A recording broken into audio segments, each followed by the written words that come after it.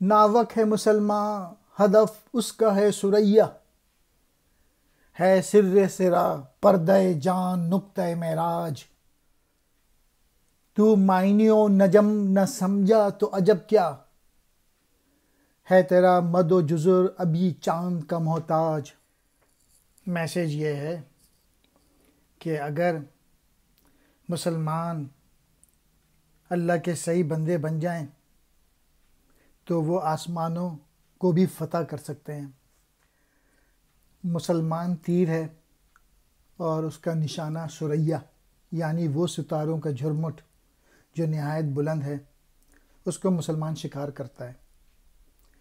یعنی مسلمان کی بلندی ثریا سے بھی بلند ہے۔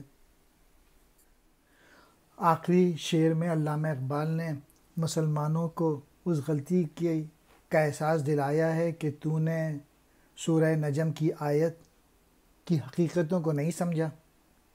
میسیج یہ ہے کہ اگر مسلمان اپنے اندر ایمان اور عشق کی صحیح کیفیت پیدا کر لیں تو چاند اور سورج کو بھی تسخیر کر سکتے ہیں، اور اس ناسمجھی کی وجہ سے تجھے وہ بلندی حاصل نہیں ہو سکی اب تک۔ ناوک تیر کو کہتے ہیں، ہدف نشانہ، ثریا بلند ترین 7 ستاروں کا گچھا۔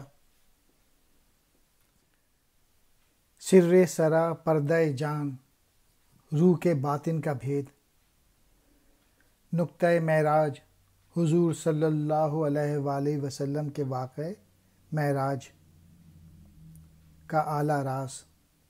والنجم قرآن مجید کی سورہ نجم جس میں واقع معراج شریف کے بارے میں درج فرمایا گیا ہے۔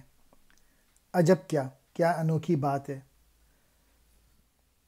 مد و جزر اتار چڑھاؤ، پورا چاند ہونے پر سمندر کے پانی میں لہروں کا اتار چڑھاؤ پیدا ہوتا ہے۔